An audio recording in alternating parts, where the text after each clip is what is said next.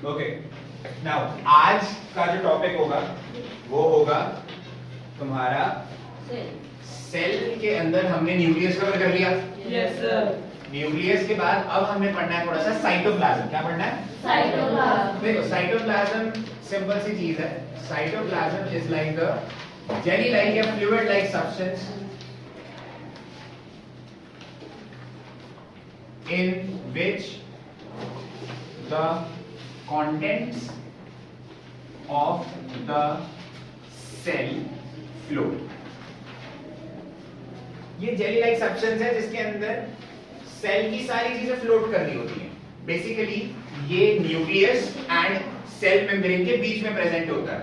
मतलब अगर यार सेल मान लो ये सेल है, सेल के बीच में न्यूक्लियस है ना, न्यूक्लियर मटेरियल, ये तुम्हारा सेल मेम्ब्रेन हो गया, right? Outer covering cell membrane हो गई, ये वाली पूरी की पूरी। यस और नो? इन दोनों के सेल मेम्ब्रेन और न्यूक्लियस के बीच में एक जेली लाइक मतलब फ्लूइड लाइक सब्सटेंस होता है जो सेल के अंदर भरा होता है। ये साइटोप्लाज्म होता है और इस साइटोप्लाज्म के अंदर बहुत सारी अलग-अलग चीजें फ्लोट कर रही होती हैं, बहुत सारी अलग-अलग।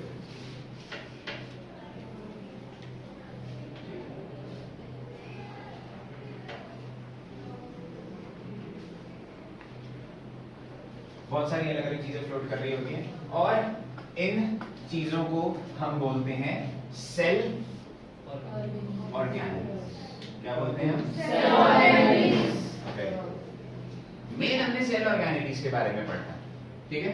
साइटोप्लाज्म तो बस वो एक फ्लूइड लाइक सब्सटेंस है जिसके अंदर सारा content of the cell float कर रहा है ना? लेकिन सेल के अंदर न्यूक्लियस के अलावा क्या है सर? सेल के अंदर न्यूक्लियस के अलावा बहुत सारी चीजें होती हैं जो तुम्हारे सेल को रेगुलेट करती हैं, सेल की फंक्शनिंग एक तरह से पॉसिबल बनाती हैं। तो हमें ये सारी चीजें पढ़नी है, सेल ऑर्गेनेल्स में पढ़ेंगे अभी। बट उससे पहले सेल दो तरह के होते हैं तुम्हारे, एक होते हैं यूकैरियोटिक और एक होते हैं प्रोकैरियोटिक। ये ध्यान से सुनो, ठीक है? देखो अभी हमने न्यूक्लियस पढ़ा था लास्ट क्लास में, उसी के बेसिस पे बता रहा हूं। कुछ सेल्स के अंदर न्यूक्लियस जो होता है वो काफी पुअरली डिफाइंड होता है। कैसा होता है? Poorly defined.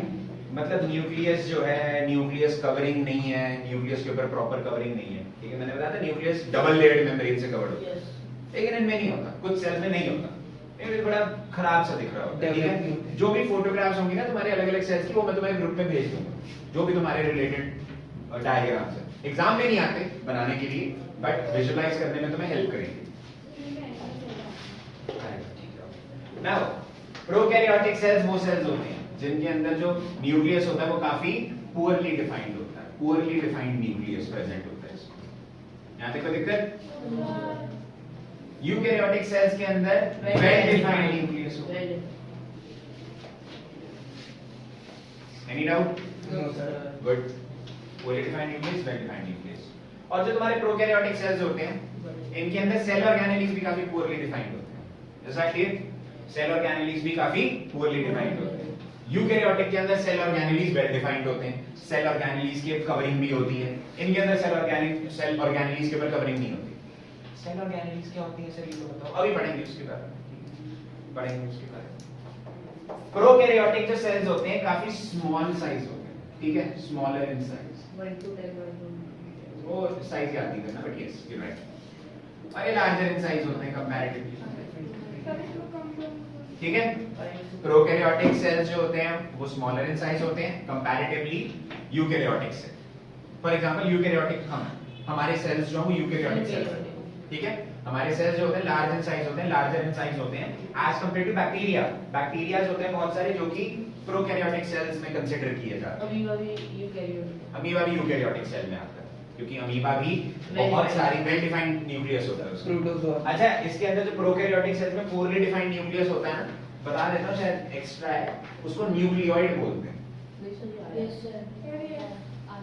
ठीक है? मतलब इसके अंदर न्यूक्लियस नहीं होता, इसके अंदर न्यूक्लियोइड होता है क्योंकि पुअरली डिफाइंड न्यूक्लियस होता है काफी। वो मतलब बहुत ही घटिया न्यूक्लियस के नाम पर शर्म आनी चाहिए उसको, एक तरह से न्यूक्लियस के नाम पर वो है धब्बा। कलम। धब्बा या कलम। धब्बा कलम। तो इसलिए हम उसको न्यूक्लियस भी नहीं बोलते, न्यूक्लियोइड बोलते थे। क्या बोलते हैं? न्यूक्लियोइड। Any doubt? गुड। अच्छा प्रोकैरियोट। प्रोटोजोआ। यस प्रोटोजोआ इसमें आए। और प्रोटोजोआ। इसके अंदर एक पेयर ऑफ क्रोमोसोम प्रेजेंट होता है। और उसमें मोर देन वन होते हैं। ठीक है। और इसके अंदर मोर देन वन क्रोमोसोम्स होते हैं। More than one chromosomes. Any doubt? आगे सबको समझ? गुड। तो ये तुम्हारा बेसिक डिफरेंस होता है प्रोकैरियोटिक यूकैरियोटिक में। एग्जाम के पॉइंट ऑफ व्यू से इंपॉर्टेंट है, डिफरेंसेस पूछे जाते हैं। Is that clear to all of you? अब सेल ऑर्गेनेलीज क्या होती हैं सर? सेल ऑर्गेनेलीज इमेजिन करो तुम्हारी बॉडी में अलग-अलग ऑर्गन्स हैं। और भी तो उसके बेसिक तुम्हारी बॉडी के अंदर अलग-अलग ऑर्गन्स होते हैं। Your different organs perform different functions to sustain your life.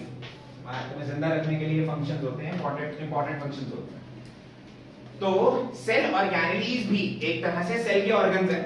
ये नाम भी वैसे ही सेल ऑर्गेनेलीज। सेल के ऑर्गन्स हैं ये जो सेल के अंदर बेसिक लाइफ प्रोसेसेस परफॉर्म करते हैं। ट्रांसपोर्टेशन करता है कोई सामान डाइजेस्ट करता है, कोई रेस्पिरेशन कर रहा है, कोई एनर्जी बना रहा है, कोई तुम्हारे प्रोटीन्स बना रहा है, कोई तुम्हारे फैट्स बना रहा है, लिपिड्स बना रहा है। तो सेल ऑर्गेनेलीज भी एक तरह से सेल के ऑर्गन्स हो गए। क्या हो गए? सेल के ऑर्गन्स। याद है करेक्ट? ये थे तुम्हारे दो टाइप के सेल्स। ठीक है, एग्जाम के पॉइंट ऑफ व्यू से इंपॉर्टेंट है। बेसिकली न्यूक्लियस के बेसिस पर डिफरेंसेस आते हैं ये कि कुछ सेल्स के अंदर न्यूक्लियस बेकार होता है, कुछ के अंदर अच्छा होता है, और फिर वो बाकी सारे डिफरेंसेस नोट्स के अंदर लिखवा रखे हैं। यहाँ तक कोई दिक्कत किसी को? यहाँ तक कोई दिक्कत? No sir. आगे सबको समझ?